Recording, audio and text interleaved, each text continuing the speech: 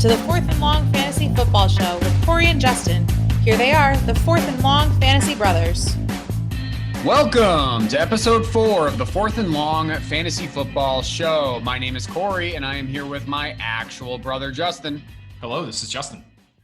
Episode 4, here we come. Justin, how are you? Man, I'm good. Great weekend around here. You know, it's we're getting closer and closer to football, right? It feels like it's just right over the horizon right now, doesn't it? Yeah, we've got some beautiful weather up here, and usually when the beautiful weather starts, I know some people start thinking baseball, but I know right now we're thinking, oh boy, this means football activities might start swinging up. But I wanted to know if there's anything football related you kind of wanted to touch on, any updates or anything this week in the NFL that you wanted to talk about. Man, I feel like we're getting so close. It's like, you know, we've turned the clock into June here. We're coming up on mid-June now at this point. I think one of the things that I saw this week that was interesting was the NFL officially canceled mandatory mini camps and instead extended the virtual offseason program through the end of June, through June 26th. So it'll be interesting to see how this once again plays a role in my familiarity scale, right, Corey? Yeah, definitely. And that's kind of what I was thinking here as you were going through this is, wow, if we're going to really take into account that familiarity scale approach that you've been really harping on in our first few shows, this has got to have a major impact, right? Man, it certainly doesn't help. That's for sure. Right. I mean, but I'm just happy to see that things continue to be moving in the right direction. It seems like we're going to have football this year, and man, I'm excited. On today's show, Justin and I will be switching roles. So here we go with episode 4. On today's show. All right, so for today's show, I will, again, as Corey mentioned, play his role for today. We've spent the last 2 episodes ripping apart my personal rankings, and what we're going to do today is I picked out a handful of guys on Corey's rankings that him and I are a bit different on in terms of where he has them versus where I have them. And I really want to get into Corey's reasoning. I want to know why Corey has these guys where he is, and I want us to have a good back and forth. So for today's show, what we'll be doing is I'll pick out 1 quarterback, 2 running backs, 2 wide receivers, and then a tight end that we're going to dive into. And then what Corey and I will do is we'll finish the show up by picking an offense that we're investing in for 2020. Sound good, Corey? Sounds great. Let's get to it. Let's talk rankings. So, Corey, I don't have to go too far down your quarterback rankings to find the guy I want to discuss. And it's a guy I didn't really think we would be discussing here. You've got Mahomes at 1, which is consistent with where I have him. But then you deviate from the norm and you have Deshaun Watson at 2. Corey, how can you rank a guy like Deshaun Watson, who just lost his best weapon in Nuke Hopkins, above a guy like Lamar Jackson, who just won the MVP? Explain yourself. Yeah, so I'm going to be saying this a lot in upcoming shows and maybe even again today, later in today's show. Because if you ever ask for my analysis, this is sort of one of the major keys that I rely on here. And I'm going to say it now, and I really, really want to make sure that everyone understands that my ranking of Deshaun is completely based on this philosophy.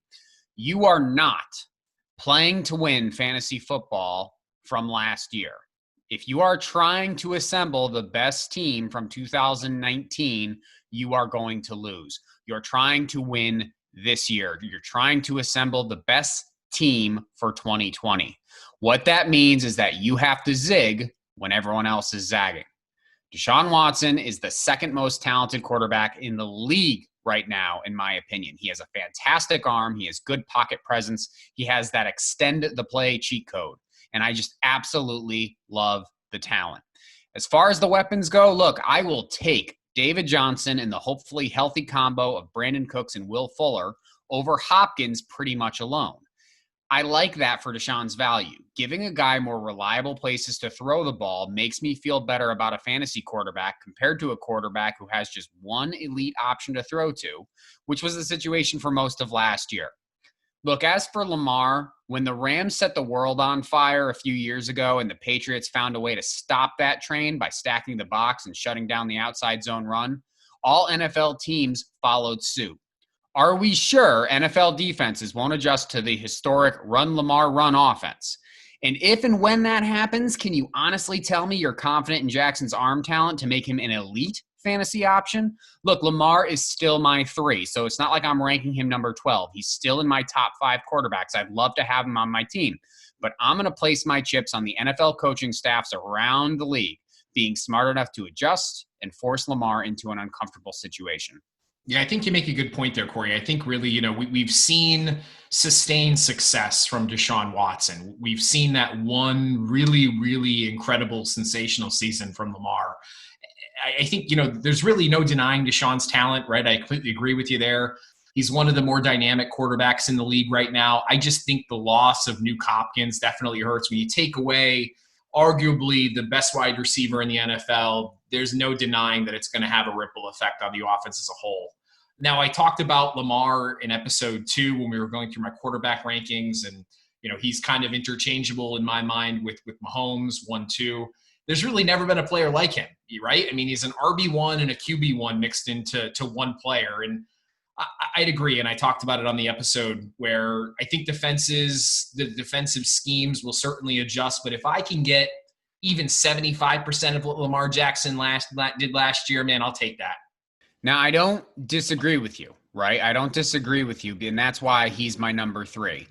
But look, I mean, maybe this is all for naught, especially when you're asking me specifically about this 2 mix. Maybe I'm just going against the grain to be difficult, because the fact is I probably won't be getting any of these guys anyways, as I traditionally don't go quarterback until round 7 at the earliest. Maybe I'll be able to get Deshaun Watson if I'm lucky in a round 7 in the future, but I highly doubt it. Most likely I'm not getting any of these guys, so it is what it is. I hear you, man. Wait on quarterback. All right, so let's dig into running backs next. We both know how important running backs are in fantasy, and the elite talent at the top definitely provides you with a weekly advantage at the position. Corey, your top 6 are pretty universal across the board. You've got Barkley at 1, McCaffrey at 2, which is a bit of a deviation, but I don't blame you there. Elliott at 3, Kamara at 4, Cook at 5, Mixon at 6. Things get interesting, though, when we get to number 7. You have Todd Gurley at number 7. Now, Corey, there's no denying the upside in Atlanta with Gurley. I talked about it during the running back rankings that I think he's got double-digit touchdown upside. But 7 seems high, especially above the likes of guys like Nick Chubb, Josh Jacobs, Kenyon Drake. Man, explain the love for Gurley this year. So I want to start by going off of this little quote that I've been hearing from fantasy shows throughout the summer that has just made me angry, and that's, it was a pain to own Gurley last year. Really, it was a pain. I owned him, and it was absolutely fine. Look, he had 2 bust weeks, but everything else kept you going. Look, was he his old 2017 self? No, he was not. Of course not. But the offense changed around him, and it went from this hybrid outside zone West Coast style to a 2 tight end traditional offense. You can't expect a change like that to not have effects on a running back and his game. But this notion that Gurley has lost a step or is an injury risk has no bearing in my mind. First off, number 1, everyone in football is an injury risk. Please don't get hung up on one specific thing. Number 2, have any of these people who say Gurley has lost a step actually watched his tape from last year? Look, the offensive line was terrible, and Gurley was being met in the backfield constantly. But Gurley, this injury risk thing, Gurley missed 1 game. The way people talked about him, you would think he missed 6 weeks last year. The point is, with this rank, I get that I'm zigging here once again. I'll be getting Gurley in most leagues with this rank, and honestly, I think I'll be happy with it. He still looks good running the football to my eyes, and that's all that matters to me. Yeah, I think you and I both will probably own a lot of Gurley this year, especially at his current price. I think at 7 seems high to me, but I get your explanation. I mean, he's still an elite talent. All right, after Gurley, you have Chubb at 8, Jones at 9, Jacobs at 10, DJ at 11, Clyde Edwards-Helaire at 12, Eckler at 13, Drake at 14, and the next guy who I want to talk about, who I haven't even said his name yet, Derrick Henry, all the way down at 15. Corey, I think it's safe to say that you're down on Henry for 2020. Most experts have him in the top 6 or 7, give or take. You have him all the way down at 15, which is definitely quite the variance. Is the concern around his workload last year, his lack of involvement in the passing game? You know, I've been fading Titans on my side as well. Why the hate for Henry this year? Yeah, it's really none of the above, honestly. My mindset just stems from Henry's game, right? So other than being a nonstop train on the tracks, he doesn't have a whole lot more to his game, right? And the problem with a train is it takes a while for it to get up to speed. Henry was in the middle of one of those awesome situations last year, like you mentioned, Justin. He was the engine that carried the story of the Titans. But if you're like me and you believe Tennessee's 2019 was more outlier than trend, how can you be so high on Henry? Watch Henry's best runs from last year and tell me which running back wouldn't be able to get at least 8 to 12 yards on those carries. He had holes that any running back would love. Now, before this amazing stretch, this otherworldly stretch, what was Henry's claim to fame? Lucky, big runs. Rather than think, oh, he's a monster who's added something else to his game, I'm more apt to think, oh, he got maybe a little extra lucky last year. Now, don't get me wrong. Those big, lucky runs will still happen. They happen for every running back.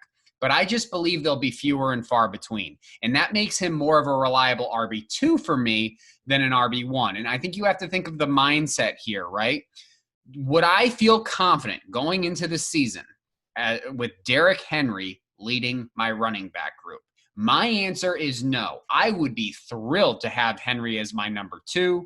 I just don't think he's a number 1, and I think it's a mistake for ranking him as such. I'm with you, man. I agree completely. I'll be fading Henry and all Titans in general this year. I just looked at Fantasy Football Calculator at his recent ADP. He's going at 5 overall. So I think it's fair to say you and I will not own Derrick Henry this year. Too high. I think people will be regretting that, honestly. Agree completely. All right, wideout time. So both of the guys, Corey, that I wanted to ask you about here in the wide receiver discussion, I really didn't have to go too far down your rankings to find them, but they kind of stick out like a sore thumb. Your top 5 is pretty standard with most these days. Michael Thomas at 1, Devontae Adams at 2, Tyreek Hill at 3, Nuke Hopkins at 4, Julio at 5. And things get kind of interesting at 6, Corey. You have Adam Thielen at number 6. Seems high to me. And based on my analysis of Thielen last episode, I think we're seeing more of the downswing of Thielen's career versus the upswing. Your ranking seems to indicate that he'll be back to his 2017, 2018 ways. Why the love for Thielen all the way up at 6? This is going to go back to that mindset that I have, and I'm telling you, get value where others are scared off. Thielen was a fringe top 10 wide receiver last year, and his only knock was that he had to compete with Stephon Diggs for Cousins' love. His hands, he's got some of the best in the league. His route running, not a problem. I don't see an issue with it at all. Then he had to deal with an injury last season, and now there's worry. I've said it already in the show. Everybody's an injury risk in football. Don't let that scare you away too much. At this point in the rankings, you have moved past the elite sure things. So I'll take the talent I trust with a world of opportunity, and that's Adam Thielen. Corey, I feel like you and I, we've never really owned Thielen over his career, but we always seem to hate going up against him, right? He feels like he always seems to burn you and I. So it'd be nice to have some of him this year, wouldn't it? Yeah, and with that rank, I probably will have, and I'm going to be happy about it because it just seemed like every week that I faced Adam Thielen, he put up 32 on me, and I can't wait to have that on my team. So, Corey, Thielen definitely stuck out at number 6, but I was really shocked where I saw where the next guy fell in your rankings. So after Thielen at 6, you have Evans at 7, OBJ at 8, Amari Cooper at 9, Kenny Golladay at 10, Cooper Kupp at 11, Diggs at 12, and then Chris Godwin at 13. 13? This guy was a top 3 wide receiver last year. You have him all the way down as a high-end wide receiver 2 at number 13. Most people have Godwin at 6 or 7. Now, don't deny, I've heard from a lot of the experts are talking about Godwin as a souped-up Jules. I get it. I understand the Tom Brady influence. But, Corey, 13 for Godwin seems so low, man. Why so low on Godwin? So I think a lot of people are talking about the fact that a Brady-led offense is going to result in far less throw the ball 50 times games that you got from the likes of Jameis Winston, right? So I feel like the whole offense will be more consistent, but with less upside. Now, just because it's more consistent, though, you actually have to dive deeper than just that statement, because now it's like, all right, well, fine. Godwin won't have any 35-point games, but he'll just have a consistent 25 almost every single week. And that's not necessarily what I mean by that. What I mean by that is that a consistent offense means a more stable running attack, using the slot guys as chain movers and reserving those big plays for your jump and get it guys on the outside. Now, I've seen enough of Evans to think and know that he'll remain and maintain that wide receiver 1 title. Brady can throw to outside guys despite what you might hear. So this idea that Brady only throws between the numbers is false. Justin, you and I are Patriots fans. We know he can throw to the outside. It's just very rare that he's ever had an outside weapon that he could rely on. Now, an important thing to keep in mind here is that Brady won't necessarily be New England Tom. New England Tom is all we've ever known because it's the only system he's been in. Now he's moving to Tampa. He will be Tampa Bay Tom, and we just don't know what that will look like. Look, the fact of the matter is here, the reason why I have him at 13, it's very similar to the Derrick Henry situation that I talked about. Would I love having Chris Godwin as my wide receiver 2 after I've already gotten one elite wide receiver 1 and maybe a top-end running back? Yes, I would. I would be thrilled if he was my wide receiver 2. Do I feel really, really great going into the season with Godwin as my wide receiver 1? I do not. I just need to see it again from Godwin before I truly believe. It's true. I agree with you. You know, you probably won't see the Tampa Bay games where the quarterbacks are throwing 50 times a game. But we got to remember the Tampa Bay defense is still not that great. You know, the offense should definitely be much more efficient. But with their D still being a bit suspect on that side of the ball, that should lead to continued success for a lot of the offensive skill players on the Tampa side. Godwin's talented. I've liked him a lot. I won't own much of Godwin either this year at his current price. I'll own a lot more Mike Evans in the third over Godwin in the second. I got to be honest, I'm just not trying to fall in love with a player who benefited from a Jameis throw the ball 50 times offense. I did like what I saw in terms of talent, but as I said, I see the Tampa running game benefiting the most here, not the wide receivers. I don't see myself going with any Tampa Bay receiver as the Tom Brady era begins in Florida. In the range that Evans and Godwin are going, you'll probably see me grabbing the running backs that are available, as I'm a big fan of those 10 to 20 ranked running backs this year. So again, this is a situation where I probably won't have these guys on my team, and honestly, I'm okay with it. I'll just be happy watching on the sidelines, watching it all play out. All right, let's wrap things up with a tight end. Now, Corey, I like your tight end rankings, and I think they're pretty standard and in line with the market at this point, and it's such a shallow position. I think you're both of the mindset that you want to find a guy you like and really hit your horse to him. You've got Kittle at 1, Kelsey at 2, Ertz at 3, Waller at 4, Andrews at 5, Ingram at 6, Gronk at 7, Higbee at 8, Henry at 9, and rounding out your top 10 is TJ Hockenson, a guy I like a lot this year. Corey, I want to talk about Hunter Henry. I feel like he's not getting a lot of love or a lot of press this offseason. Obviously, with Phillip Rivers moving to Indy, the uncertainty at the quarterback position. We've both been fans of Hunter for many, many years now. Injuries have played a role in this dude's expected breakout. We all know he's uber talented. Corey, what are your expectations for Hunter Henry this season? Well, the thought here is that anyone after Evan Engram is an emphatic I don't know from me. And it's the same for Hunter Henry. I just don't know. You said it. I love the talent. You and I both do. He really does remind me of Jason Witten at his best in terms of a talent. He's not a monster among men like the Gronks of the world, but he's just an all-around stud tight end. His injury history doesn't bother me as much as the uncertainty of the offense, right? Injury history for me is not a huge thing, but uncertainty of an offense can be. We haven't seen a riverless Chargers in some time, so let's see how it goes. If I was confident in the situation, he'd be my tight end 4 without a doubt. If I hated the talent, he'd be my tight end 20. But because I like the talent but just don't know about the situation, he's at 9, and that's where he's going to have to stay. All right, let's keep things moving here. Corey, give me an offense you're investing in for 2020 and why. Well, I'm actually going to give you a few here, and more specifically than an offense, I'm going to give you offensive situations that I think I am investing in. And I want to start off by saying, look, if there's any offense that was good last year, I'm not planting my flag on it. Any team in the NFL is subject to go from a wagon to a tricycle with 2 tires missing. Okay, there's no doubt in my mind that any offense in the NFL is susceptible to that, even something like the juggernaut, the Chiefs, right? But what I am interested in are offenses that the market is not too keen on. So I'm going to give you a couple situations from the AFC that I think I will be sort of hovering around, and a couple situations from the NFC that I'll be hovering around. So I'm going to start things off talking about the Patriots wide receivers. And I know this is a bit of a homer pick because I'm a Patriots fan. But look, does no Tom Brady immediately mean that Edelman won't be able to work? No, not necessarily in my mind. Okay. He's still the best wide receiver on that team. And even a competent quarterback, maybe not Tom Brady level, but a competent quarterback should be able to make Julian Edelman a valuable asset. And I'm not sleeping on guys like N'Keal Harry or Jacoby Myers potentially becoming something either. So just a situation to keep an eye on. Other than Edelman, all the other Pats wide receivers are free.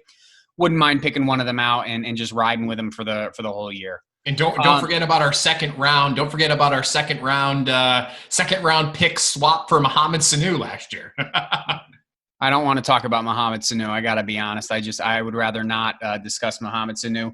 When what was it? Was it later that week that the San Francisco 49ers got Emmanuel Sanders for, I think, a 3rd round pick or a 4th round pick? Yeah, I'm still scratching my head, man. Yeah. No, but we got Mohamed Sanu. Hooray. So another AFC situation, I'm actually going to stay in the AFC East here. And another situation that I'm going to look at is the Miami running back situation. Specifically, I like the talent of Matt Breida when he's not limping off the field, okay? I mean, I get that Breida is literally perpetually hurt. I know I'm not someone who gets scared away for injury purposes, but in this situation, it's like this guy, I feel like I watch more games where Breida's limping off than he's actually staying on the field. But look, I see value there, and I'm not going to let injury situations scare me away completely here. I like Breida. I like his talent. And just because the Miami running game was a dumpster fire last year doesn't necessarily mean it's going to be the case this year. Offensive lines improve without us knowing. Offensive mindsets improve without us knowing. And it's a brand new group of talent with Breida and Howard in there. I don't love Jordan Howard, but I like Breida. I might be going with him. Let's flip over to the NFC. And actually, I've kind of talked about this already when I was going through my Chris Godwin take. And that's the Tampa Bay running game situation. Now, I'm big on one guy specifically, and that's Ronald Jones. I'm a big Rojo fan. No one's really talking about it, but like I said earlier, Brady might provide more fantasy help to the Tampa Bay running game than its pass catchers. And I think that's something that a lot of people aren't actually talking about is Brady's influence on a running game. Because if you think about the New England offense last year with Tom Brady under center, boy, the New England running game had all game to get into a rhythm because, Brady was becoming a little bit more focused on handing the ball off. And I think that's going to happen a little bit in Tampa Bay as well. So I'm big on Rojo. You might even see me try, if the situation presents itself and I find value, scooping up both Ronald Jones and Keyshawn Vaughn and having that job maybe pretty much solidified. Now, another NFC situation that I want to talk about is one that I am certainly kind of hovering over, and that's the New York Giant wide receivers, okay? Shepard, Tate, and Slayton are all basically free right now. Maybe at worst you're having to spend a late single-digit round on them, but for most of these guys, you'll be spending double-digit rounds on them. So at this point in my mind, I'm thinking pick your favorite. You're going to have a lotto ticket. Might pay off, might not. How about you, Justin? There's a couple situations I'm looking at this year that I really like. The first being the Redskins running back situation. I know that for most folks these days, they're looking at the Redskins running back room and they're scratching their head. It's quite icky, to say the least. I think there's 7 or 8 guys in that room right now that all could legitimately have a chance to make that final roster. I think with the Redskins, what it comes down to is that their defense should be really solid, which should afford the run game some pretty great weeks, and really overall, I think a pretty solid season. I'm big on one particular guy in the Redskins backfield. You know that, Corey, already. It's Darius Geis. I think this guy is just uber talented. I think the guy has the shot at really breaking through this year, barring any third-year injuries. But, you love the workout videos this time of year, right? You see that video that came out this week on Twitter, the lateral movement, man, it gets me hyped. The other group that I like is the Colts wide receiver room. I think that there's kind of that T.Y. Hilton and then blurry area after T.Y. Hilton. Don't get me wrong. I think the Colts are in for a pretty solid year this year on offense. You look at Rivers coming into the fold. I think he offers a little more upside than Jacoby Brissett. I think Brissett was more of that steady, stable option at the quarterback position. You bring in Rivers, who likes to hawk the ball down the field. This guy hasn't had an offensive line like the Colts have in years. I think with more time behind the pocket, able to sit there in the pocket and see how the kind of plays develop, I think guys like Paris Campbell and Michael Pittman Jr., who I talked about on episode 1, could be very relevant this year. And then finally, I mentioned this earlier on in one of our earlier episodes that I'm big on the Detroit Lions offense for this year. People forget, man, how efficient they were and how high octane and high upside they were from a passing game perspective before Stafford got hurt last year. I think they're an underrated offense. They've got a lot of weapons. I like Stafford. I like the Lions. Yeah, I actually also see some value in some Pennsylvania teams as well. Pittsburgh all around has really appealing fantasy value this year, don't they, Justin? I'd agree, man. I mean, you know that I've already talked about the fact that I think Big Ben's one of the better late-round quarterbacks, and I'm a big fan of Ebron as a late-round tight end. Yeah, Big Ben, James Conner, Juju, and all the alternative weapons on that offense are all being valued like last year is the new normal for the Steelers. What if it's not the new normal? What if they go back to the way it used to be, right? I mean, this could be an awesome offense to go in on. The other one, right, the other Pennsylvania team I'm potentially seeing value in, not as exciting, but the Philadelphia passing weapons might be fun too, right? I think Wentz's talent is still there. It didn't disappear overnight. It didn't disappear with an injury or two. And if you told me that I could get a healthy year out of either Alshon Jeffrey or Deshaun Jackson, I don't know, like I wouldn't mind having those players at their current value. I get they're risky, but right now they're not costing you a lot. So if you're looking for some value here, don't sleep on these situations because I think these could really come back and help you. All right, Corey, I'll turn it back over to you to close the show. All right, good. Yeah, I feel a little bit back. I feel a little more comfortable back in the old chair of closing things out and starting things up. This is a little uncomfortable, wasn't it, Justin, to switch roles? And I'm not going to lie. It was definitely nice to play host, but I'm looking forward to getting back to be analyst next episode. All right. Well, next week it's time for Fantasy Bus. Justin and I will go through 5 guys each we are staying away from no matter the cost due to their bust potential. You might already see it a little bit in our rankings, but we'll dive deeper into why we're staying away from these guys. Remember to subscribe and hit the bell, download, follow, like, comment, whatever you have to do to show some support. I'm Corey. And I'm Justin. And this has been the Fourth and Long Fantasy Football Show. See you next time.